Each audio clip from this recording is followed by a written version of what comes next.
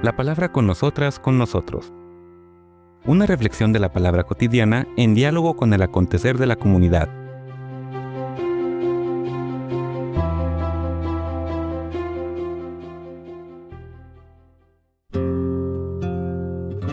Hola, buenos días. Bienvenidas, bienvenidos a la palabra con nosotras, con nosotros. Llegamos ahora a iniciar la segunda carta de Pablo a Timoteo, una carta más breve que la que vimos, podemos decir más cercana, más íntima, con menos instrucciones imperativas, sino sobre todo recomendaciones y llamadas de atención sobre algunos de los problemas de la práctica religiosa, en aquel entonces y en nuestros días.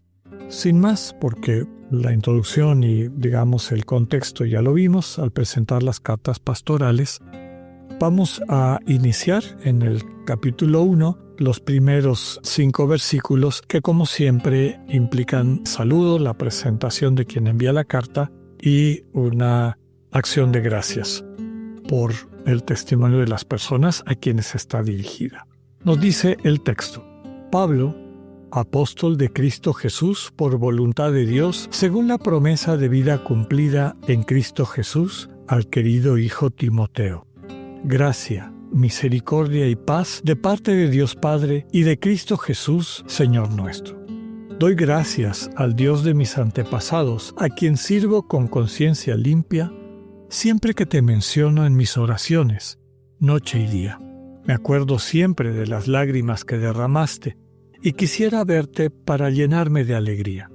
Recuerdo tu fe sincera, la que tuvo primero tu abuela Loide, después tu madre Eunice, y ahora estoy seguro que también la tienes tú. Palabra de Dios. Hemos dicho en otras ocasiones que el estilo epistolar de aquella época empezaba como terminamos nosotros, poniendo el nombre de quien está mandando la carta, a diferencia de cómo lo hacemos de poner el destinatario. Como siempre, Pablo se presenta, inmediatamente después el centro de su vocación e identidad en Cristo, es decir, apóstol, enviado con una misión clara por parte del Señor Jesús, detrás de la cual está la voluntad del Dios vivo. Pablo, apóstol de Cristo Jesús, por voluntad de Dios. Y esto según la promesa de vida cumplida en Cristo Jesús. Nuevamente, este contenido mesiánico, reconocer en Jesús y en particular en su redención vicaria, entregar su vida para que tengamos vida, asumir sobre sí las consecuencias del egoísmo, del desamor, para liberarnos de ellas y abrirnos a la posibilidad de vivir plenamente nuestra vocación de ser imagen del Dios que amando crea y transforma el mundo. Describe a Timoteo como su querido hijo. Ya veremos adelante que si bien Timoteo creció en la fe por el testimonio de su abuela y de su madre, el que finalmente lo dio a luz a la fe fue Pablo, y por eso lo reconoce como hijo.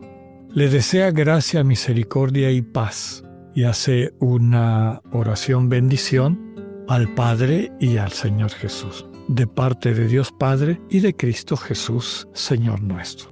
Después viene la acción de gracias, que normalmente es el segundo momento de cualquier carta de aquel entonces. ¿De qué está dando gracias? Pues de elementos que le parece importante agradecer, vinculados al destinatario, en este caso Timoteo. Doy gracias al Dios de mis antepasados, a quien sirvo con conciencia limpia, por Timoteo. Siempre que te menciono en mis oraciones noche y día. Agradece a Dios, se entiende, por haber podido encontrar un compañero de equipo misionero tan valioso como Timoteo. Se acuerda de las lágrimas que derramó. Esto seguramente hace mensaje a aquella escena conmovedora del libro de los Hechos de los Apóstoles, cuando Pablo se despide de los líderes de las iglesias de Asia en su último paso por Éfeso. Recordemos que Timoteo es enviado por Pablo como supervisor, como episcopos de esa comunidad de Éfeso. Dice: ahora quisiera llenarte de alegría. Las lágrimas fue porque Pablo les avisó que ya no se iban a volver a ver. quisiera llenarme al verte para llenarme de alegría. Y después también le agradece a Dios este camino de preparación que la providencia realizó en la persona de Timoteo al recibir la fe de su abuela Loide y de su madre Eunice. Y finalmente, de cómo Pablo lo llevó a buen término, al ayudarle a acceder internamente de manera personal a este encuentro con el resucitado, que es el centro de la fe cristiana. Y luego le invita, retomando temática de la carta anterior, a mantenerse firme en la fe. Vamos a leer del versículo 6 al versículo 10. Por eso te recuerdo que avives el don de Dios que recibiste por la imposición de mis manos, porque el espíritu que Dios nos ha dado no es un espíritu de cobardía, sino de fortaleza, amor y templanza. No te avergüences de dar testimonio de Dios ni de mí, su prisionero. Al contrario, con la fuerza que Dios te da, comparte conmigo los sufrimientos que es necesario padecer por la buena noticia. Él nos salvó y llamó destinándonos a ser santos, no por medio de nuestras obras, sino por su propia iniciativa y gracia que se nos concede desde la eternidad en nombre de Cristo Jesús y que se manifiesta ahora por la aparición de nuestro Salvador, Cristo Jesús, quien ha destruido la muerte e iluminado la vida inmortal por medio de la buena noticia. Palabra de Dios. Habiendo dado gracias de lo que Timoteo ha significado para todo este proyecto de evangelización, le recuerda, le pide, no se te olvide, no dejes de cuidar el don de Dios que recibiste por la imposición de mis manos. Ya hemos descrito que este era un ritual simbólico a través del cual se transmitía el Espíritu de Dios. Y es lo que dice con toda claridad en el siguiente versículo, en el 7, porque el Espíritu que Dios nos ha dado no es un espíritu de cobardía, sino de fortaleza, amor y templanza. Qué bonita descripción de 3 características que parecerían no incompatibles, pero sí radicalmente distintas. Una persona fuerte, pero al mismo tiempo una persona que ama, pero al mismo tiempo una persona que tiene templanza, es decir, dominio de sí, humildad, sencillez. El Espíritu de Dios es así.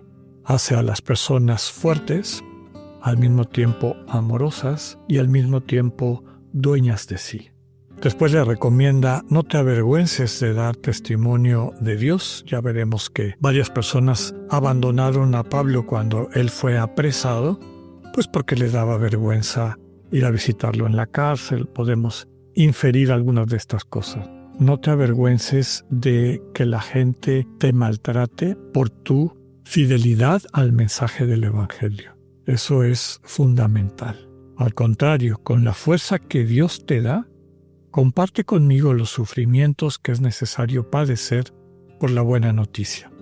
Básicamente, comparte las consecuencias de una vida congruente, una vida centrada en el amor y que apuesta hasta el final por no dejar el camino del amor para llevar a la humanidad hacia la plenitud de vida a la que Dios nos invita. No te dejes engañar por el espíritu del mundo y su manera de corrompernos con su poder y riquezas. Mañana seguimos viendo este inicio de la segunda carta de Pablo a Timoteo. Que tengan un buen día, Dios con ustedes.